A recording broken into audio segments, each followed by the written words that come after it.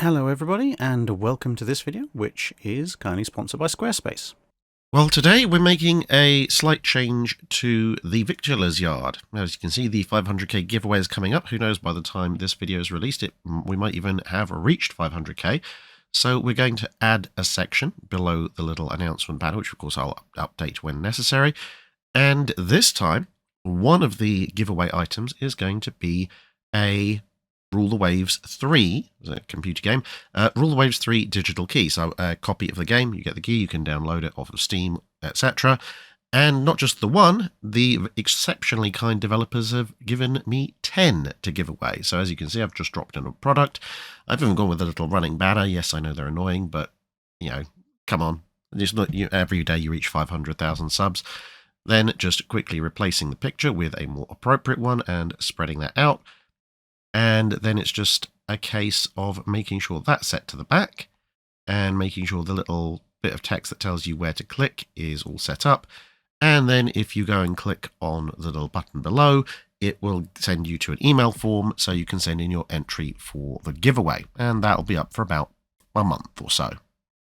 So if after all these little mini tutorials I've been doing, you think you could build a website for maybe ideally naval history purposes, but you never know, you might want to do it for some other reason, then head over to squarespace.com/Drakenfell. You can get a free trial, and once you're ready, that little link will give you 10% off your first website or domain. So thanks once again to Squarespace for sponsoring the video, and on with the main show.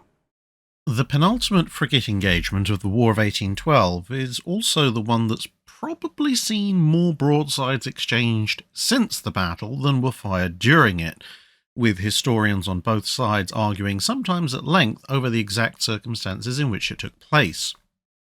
As a result, partially of this, and partially, as we'll see, of a certain amount of propaganda at the time, as well as later on limited access to ships' records, the oft-repeated narrative has a number of major flaws. And so as we go through this particular encounter, we'll occasionally have to divert into a bit more of a detailed explanation about a certain point, or myth-busting, as the case may be. To set the overall scene, in early 1814, USS President had sailed into New York. She was the only one of the big 3 US frigates that had yet to face a British frigate in full battle, although an early pursuit of HMS Belvidera had almost gotten President the first capture of the war. This had been complicated and somewhat delayed by the bow chaser exploding. She'd made a total of 4 cruises thus far, and netting a total of 31 prizes, plus the schooner HMS Highflyer, and in the course of these expeditions she chased the frigates Nymphe, Galatea, Curlew and Loire, accidentally fired on a pair of French frigates, and made a run for it from the frigate Alexandria and its sailing partner, the 16-gun HMS Spitfire. This latter was actually a case of misidentification, as her captain, John Rogers, had believed the 2 ships to actually be a ship of the line with an accompanying frigate. However, President would remain stuck in New York for the rest of 1814 thanks to a powerful Royal Navy blockade. The problem that the US Navy was facing at the start of 1814, and which was only going to get worse as time went on, was that the British had spent much of 1813 concocting a series of responses to the American heavy frigates, and over the course of 1814 these had begun to show up off the US coast. One of these was HMS Endymion, ostensibly a 40-gun frigate built to the lines of a captured French vessel. She carried 24-pounder guns instead of the 18-pounders found on most Royal Navy frigates. She'd been around for about 15 years at this point, and was now sitting off the American East Coast. 24-pounder frigates were thus not exactly a new concept to the Royal Navy, but they were rare. 3 64-gun ships of the line had been raséed, that is, had their uppermost deck cut down, and turned into 24-pounder frigates all the way back in 1794, but of these, Anson had since been wrecked, Magnanime was entirely worn out, and the much more famous Indefatigable, of Captain Pellew fame, was also in its last years, although it was a little bit more active. This was perhaps not a surprising fate for those ships, as if you included their careers as 64-gunners, they'd faced around 3 decades of hard use by the time the War of 1812 kicked off, whereas large ships of the line admittedly could make it to a decade or two older than that, but they tended to spend a lot of time in ordinary, whereas the frigates, especially Indefatigable, had been on the go almost constantly. But the Royal Navy had taken inspiration from both of these types of frigate.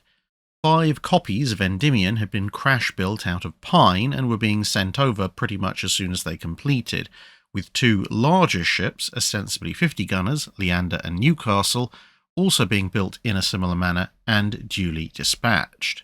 The fact that they wouldn't last a decade or so in service really didn't matter that much. They were hostilities-only vessels for the most part, although 1 or 2 would last a couple of decades afterwards. But more powerful still, the Royal Navy had taken 3 of their older 74-gun ships of the line, third-rates, and razzied them. Goliath, Saturn, and Majestic had all fought under Nelson, in Goliath's case 3 times if you counted the Battle of Cape St. Vincent, and their conversion left you with a trio of frigates that had the hull strength of a full-sized ship of the line, the sailing rig, and thus the propulsive power of said ship of the line, but now the overall hull dimensions of a large frigate, albeit their hull mass, thanks to their method of hull construction, was a little bit more. This, of course, lent them speed, especially in rough weather, although they were a little bit slower in very light winds.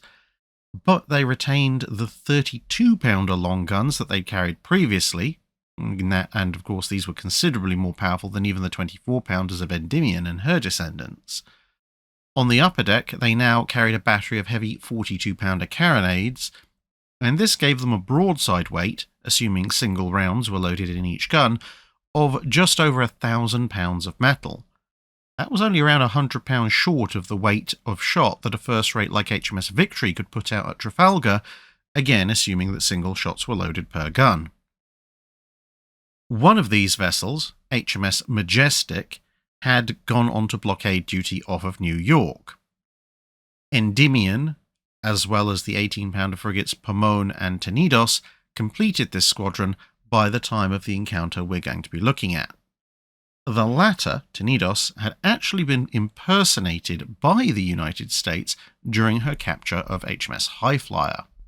Winding the clock back a bit, as 1814 had worn on, Rogers had moved on from command of the President, spending most of the year helping to fit out the brand new frigate USS Guerriere, named after the first victim of USS Constitution, and ever so slightly larger and more heavily armed than even the ship that had defeated her namesake.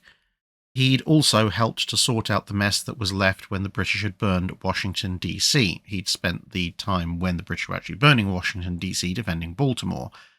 As a result, Stephen Decatur, who we last met in command of USS United States during her battle with HMS Macedonian, was placed in command of USS President. He'd transferred over in part because, as lethal as the blockade off of New York was, the blockade off New London, where the United States was sheltering, was even worse, consisting of 2 full-fledged 74-gun ships of the line, plus a couple of frigates, the entire squadron under the command of Captain Hardy, who had been Nelson's flag captain at Trafalgar. By the end of the year, a small squadron had been formed around President, consisting of the frigate itself and 3 smaller vessels, 2 sloops and a schooner. The Secretary of the Navy hoped to capture the East India Company's annual China convoy. Much like the annual treasure fleets of the Spanish Empire a century earlier, the China convoy was absolutely vital for the British economy. Despite the US coast being largely locked down under blockade, the capital being burned, and with British troops present on US soil in at least 3 separate states, if the US Navy could take or destroy the China convoy, and in so doing put the East India Company either at the edge of or actually into bankruptcy, the economic effects on the British Empire would be so great as to afford a peace to the Americans' advantage, perhaps even with parts or all of Canada on the table. At first, the plan was for President to sail and meet up with Constitution and a sloop, but this was changed to the formation we just described as Constitution was in Boston and there was more chance of a single breakout from New York succeeding than relying on 2 separate breakouts from 2 separate ports working. However, British intelligence efforts were at work, Soon it was known aboard the blockading squadron that President had a large crew. Up to 550 were cited, although in reality it was a little bit less than this. She was also stored for a very long voyage, with particular attention being paid to putting on a large amount of anti-scurvy food, and charts of the East Indies had been sought. It really wasn't that hard to put these bits of information together and realise exactly what the Americans were planning. Now, the British blockade force had varied over time, but in early January 1815, Endymion had showed up to replace her descendant, one of the quickly built copies of her, in this case HMS Forth. Although powerfully armed, Endymion as a whole wasn't technically speaking in the best shape. She was one of, if not the fastest frigate in the Royal Navy, but she was also in the process of trying to rebuild her crew. A few months earlier, she'd come across a privateer and moved to attack. The wind had dropped and both sides ended up becalmed, and so Endymion had sent out her boats to carry the engagement on by oar power. Unfortunately, at the worst possible moment, the Nantucket tide had turned against the boats, and with them immobilised, the privateer had laid into them with its guns. Many of the ship's best officers and men had either been killed or captured, with the total losses to both being about a quarter of the crew. But the admiral in charge of the overall effort on the US East Coast had judged that Endymion's sailing capacity was far too valuable to lose in sending the ship home, and so he transferred men in from one of the other big razzies, HMS Saturn, which was in any case heading to Halifax to resupply and restock and could build up her crew there. Captain Hope of the Endymion had thus spent most of the winter integrating his new crewmen and drilling them in the manner of Captain Broke of the Shannon. On the 14th of January 1815, a massive snowstorm blew up. This forced the blockade to move out to sea to prevent collision or running aground. Decatur had been waiting for this, and he reckoned the weather was bad enough to scatter the British ships entirely. The schooner he'd been assigned, however, had run aground the previous day, but the opportunity was really too good to miss. He decided that he would order Peacock and Hornet, his two sloops, to break out later once the schooner had sorted itself out, as his own escape, along with a small supply brig, would likely draw off the British ships, which would leave them a clear path. The waters outside New York Harbour are treacherous at the best of times, and he thought about this already, and ordered the harbour's pilots to be put aboard gunboats. The pilots would then take these gunboats to various positions, and that would mark a safe passage across shoal water.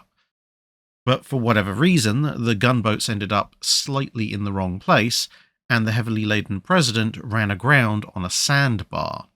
Here she lay for over an hour before the efforts of her crew, as well as the wind, drove her back off the sandbar and into deeper water. Now here is where the first of the big discrepancies occur.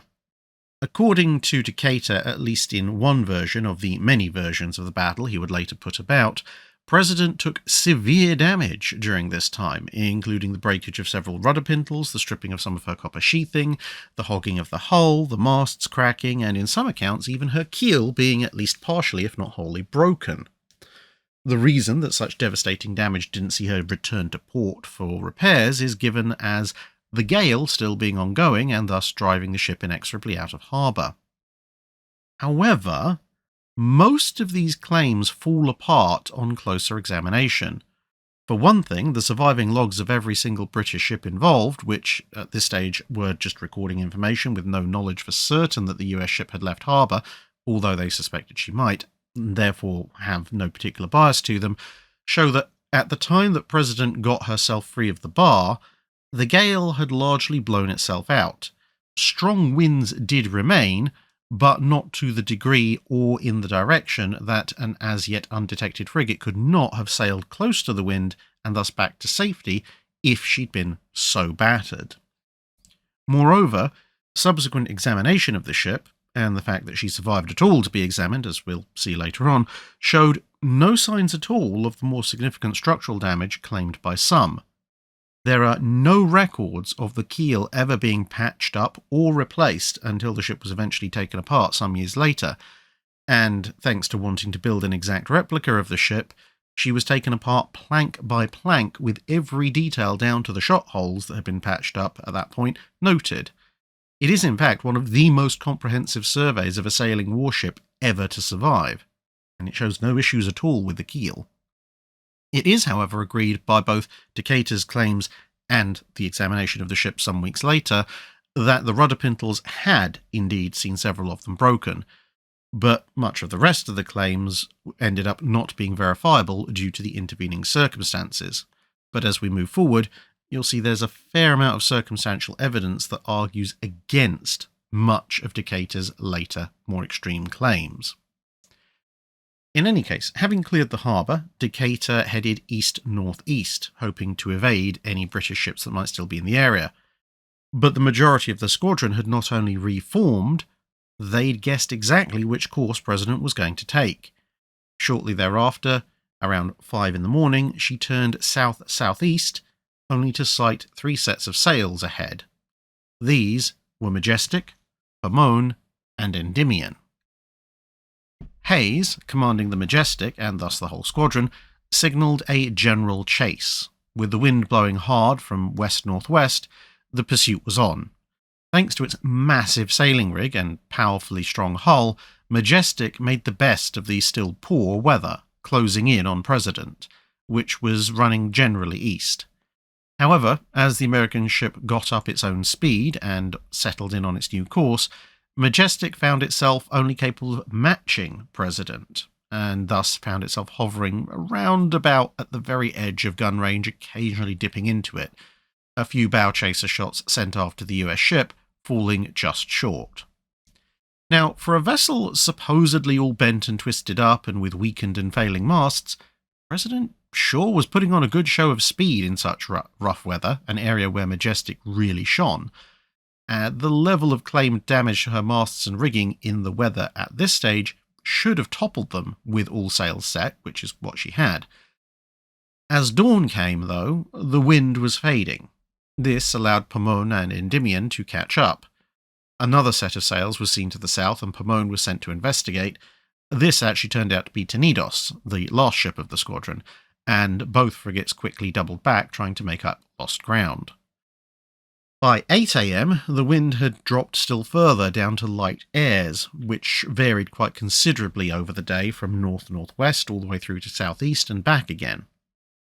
The brig that was in company with President made off and was ignored by everyone, as the larger prize was considered far more important. The 2 smaller British frigates were deployed to port and starboard of President's line of course, cutting off possible escape routes, while Endymion, a fine-hulled vessel which was much better suited to the now light airs, passed by Majestic and began closing in on President directly. President had pulled away from the larger British ship, again a fine display of speed and sailing for something that was supposedly so crippled. Seeing Endymion bearing down, Decatur started to lighten the ship. Large amounts of water, the ship's anchors, its stores, or at least a good portion of them, the boats, spare cabling, and pretty much anything else they could find that wouldn't impair the ship's fighting capability went over the side. The sails were also soaked with water to help them catch more wind. This significantly increased their weight, and once more was not something you'd do if you had twisted and cracked masts, unless you really liked losing them almost immediately. It is quite possible, though, that all this effort might have adversely affected President's sailing qualities. Decatur and most of his senior officers had never actually been to sea in this particular ship, and with the ship heavily loaded down, it would have been all too easy to put the ship somewhat out of trim with their hasty lightning attempts. On the other hand, Endymion, a ship so swift that she would log speeds faster than many clipper ships on her best days, was still only gradually closing the distance, which is another indication that President's own swiftness appears, at least at this stage, to have been very little impaired. Every ship was now shaking out every last bit of canvas they had, which made for a rather unusual situation because, as we've mentioned in a previous video, ships tended to sail in under battle sail. Not only were the mainsails in this case deployed, but all the studding sails, topgallants, in fact every stitch of canvas, was aloft. And by 1 o'clock in the afternoon, The range had dropped down enough that action seemed to be imminent. Endymion beat to quarters, and 20 minutes later began her own lightening efforts, even if they were not quite as extreme as President's. About 2 o'clock in the afternoon, the action began as President's stern chasers opened fire. Endymion's long bow chaser, a fine bronze 18-pounder that Hope had somehow managed to acquire from somewhere, returned the favour. At this stage, both sides had the same objective with their limited number of guns: cripple some part of the opponent's sails, or possibly a mast. Due to the bowsprit being dead ahead, Hope had to sacrifice some of his speed of advance to wear the ship to port or starboard just enough to open fire, while President, which was able to traverse its stern chasers without any impediment, managed to stick to its course. At this stage in proceedings, President was reportedly armed with 32 24-pounder long guns and 22 42-pounder carronades, plus an 18-pounder chase gun at the front. Endymion carried 26 24-pounder long guns and 20 32-pounder carronades, plus the 18-pounder bronze gun up front that we just mentioned. At 29 minutes past 2, the first shot hit. A shot from President which punched a hole in 2 of Endymion's sails before it came to rest lodged in the deck. The wind shifted very slightly, and Endymion clawed up a little distance, the exchange of fire continuing until around 10 past 4, when a British shot severed a number of President's jib halyards, and at 20 past 4 another round tore away one of President's upper sails.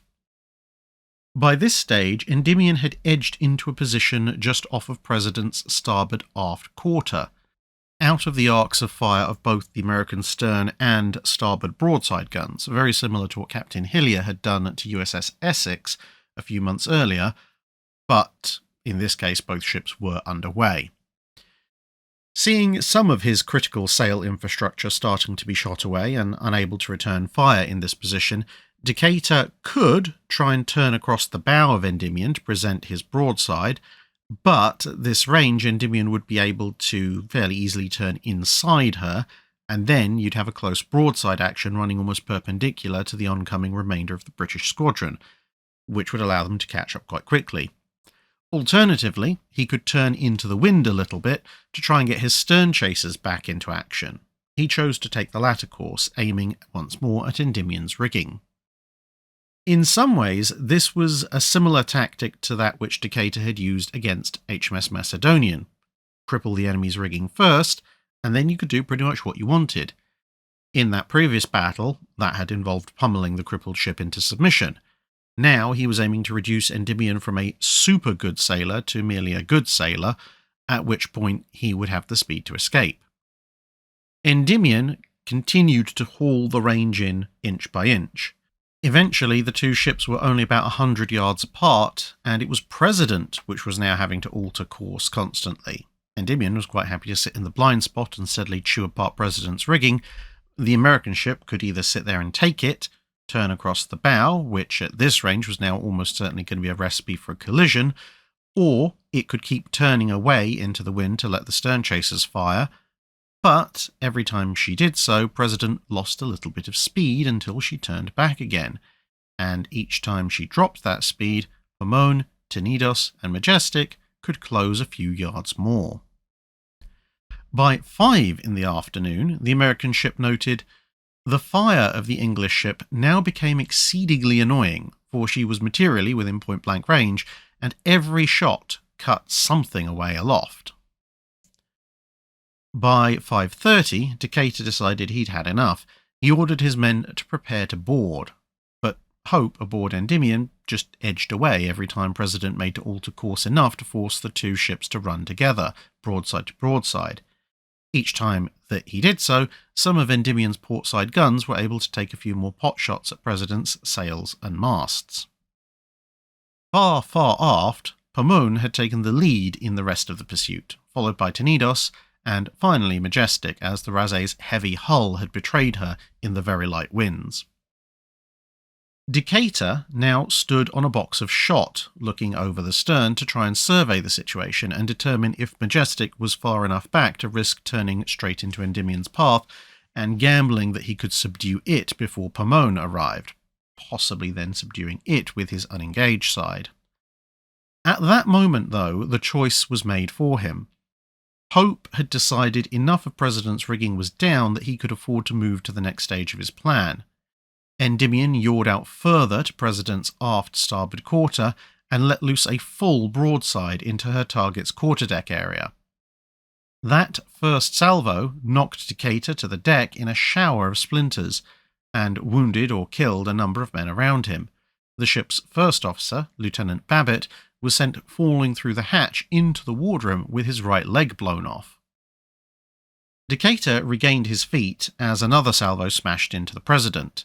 He quickly realised his ship would not be able to withstand this barrage unopposed for long, and so he ordered the ship turned hard to starboard, shaping a new course south and forcing Endymion to turn with him or be raked across its bow. President's own broadside thundered out. It was still aiming high to try and cripple the British ship. The more agile Endymion had anticipated that this would happen at some point and easily matched the turn. Although Endymion was almost as heavily armed, she was much more lightly built. Her lines, as mentioned, had been taken off of a French ship, and this gave her the speed, but it also meant that in a straight-up gun duel, all else being equal, she'd probably come off worse, which was why she'd started pouring broadsides into President's hull as soon as the opportunity had presented itself. Captain Hope realised that this was now the end game, and gradually he began to close the range until small arms fire was being exchanged between the ships along with the fire from the big guns. The two vessels got to within 50 yards of each other before Hope judged that this distance was about right. With a smaller crew, he didn't want to risk boarding action at this stage, but it was now a race. Even with darkness falling, at this distance the American gunners couldn't help but start to finally chew away at Endymion's masts, rigging and sails. But at the same time, the British ships' broadsides were chewing their own way through the American guns and their crews. It was just a question of what was going to go first, the US gun deck or the British rigging. In short order, half a dozen of the American 24-pounders had been knocked out, and 2/3 of the gun crews had been diminished by incoming fire. By 20-7 in the evening, the two ships had been trading heavy blows for just over an hour, but still Endymion held the speed and agility advantage.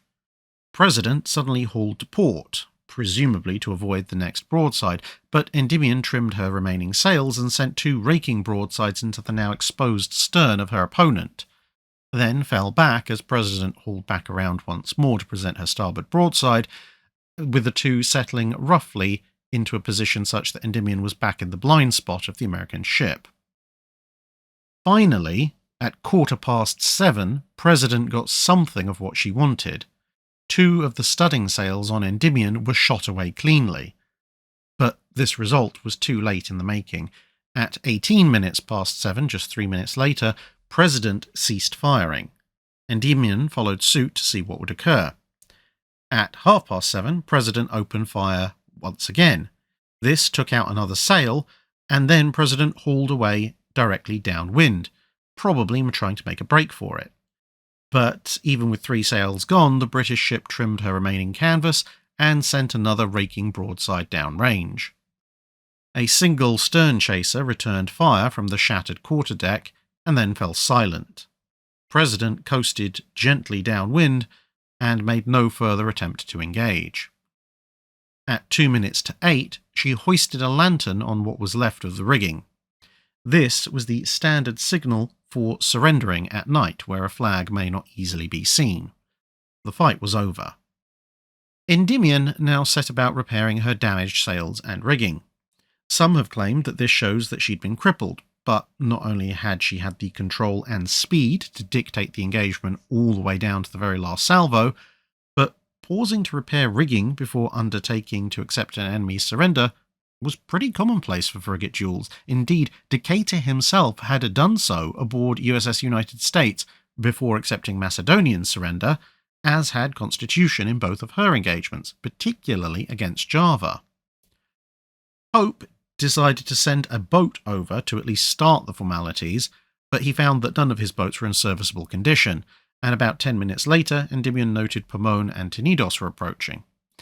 But at some point in the next 20 minutes, it seems that Decatur decided he was going to revise his position. He sailed past Endymion at 8:30. The British ship, assuming that the surrender still held, simply watched it pass by. But as the clouds cleared, it became quite evident that President was trying to make a run for it with whatever canvas she could still hoist. At 10:09 in the evening, Pomone and Tenedos passed Endymion, which was just trimming in its new sails, replacing the shot-away ones, in order to take up the pursuit, which she did a couple of minutes later. However, Pomone, of course, was already at speed and thus overhauled the fleeing American vessel first, firing into the ship's port side with a pair of close-range broadsides before the lantern was sheepishly hoisted higher in the rigging and Decatur yelled across to confirm that he had in fact surrendered, possibly again. Later on, it would be claimed that these two broadsides did much damage to President's crew, and it was these casualties that had forced President to give up. But post-battle inspection showed that this was a blatant lie. President's own crew attested that when those broadsides were fired, most of them were already below securing their personal possessions, which was an activity that was generally done after a surrender had been called, and thus, being below the waterline, they weren't in a position to be hit. And examination of the hull showed only a single incoming cannonball hole on the port side. Endymion had engaged exclusively on the starboard side. Pomone, as it turned out, actually had a pretty poor aim. Also telling was that practically every captain in the Age of Sail, even one stupidly outgunned, would fire at least a single shot for the sake of his honour before surrendering, whereas Decatur had simply yelled across to Pomone to inform them that he had actually given up, which would have been extremely out of character for him and US naval officers in general if he had not in fact already surrendered to Endymion, with whom he had already exchanged more than enough shots to satisfy honour. Over the next few hours, Tenedos, Endymion and then Majestic ambled up to the situation and the tally could begin.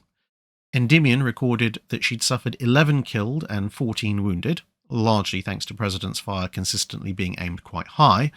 President had 35 killed, another man mortally wounded, and a further 68 wounded but able to recover. The next day, Majestic returned to Blockade Station off of New York, while the rest of the squadron was sent south to Bermuda along with President. The American crew were moved wholesale off of their ship and distributed across Endymion, Pomone and Tenedos, which sent elements of their own crews to man the prize. This was highly unusual and likely reflected the lack of trust that the British now had for Decatur, as usually a ship's crew would remain mostly aboard, with a small prize crew directing matters, entrusting to the honour of the crew to obey the surrender. A couple of days later, as they continued to head south, a major storm, possibly a small hurricane, hit the formation, and most of the masts on both Endymion and President went over, ironically within minutes of each other, which again indicates that reports of President's damage on the bar were likely exaggerated.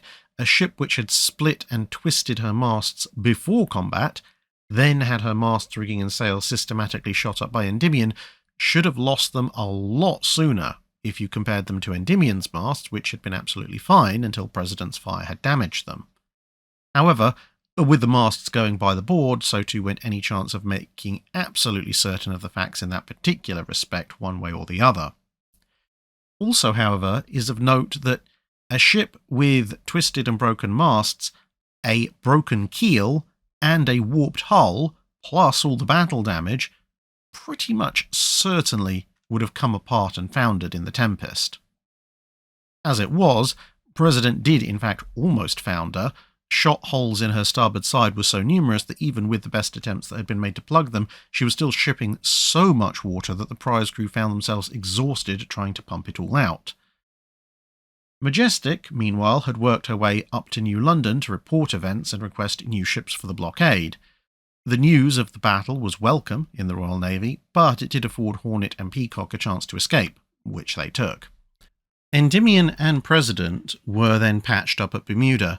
Decatur was quickly paroled and started on the first of several different, slightly contradictory versions of the battle which he would espouse over the following years, this time making particular note to claim that he'd struck his colours to the whole squadron, and also claiming that he'd beaten Endymion, whereas Endymion's logs showed that President had ceased fire first and had hoisted the surrender lantern, and in this, Decatur's claims were undermined by his own ship's chaplain, one of his surviving lieutenants, and one of the lieutenants of the Marines, whose own accounts all disagree very strongly on these points and supported the British perspective, something which, of course, they had no obligation to do as American citizens, but they felt compelled to do by their honour.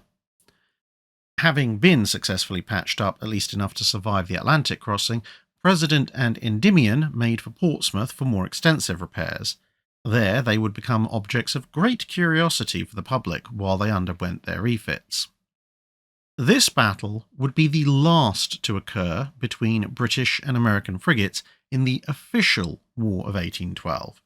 But, thanks to the snail's pace communication of the period, there would be one more duel fought after peace had been officially declared, and that one we'll cover next month.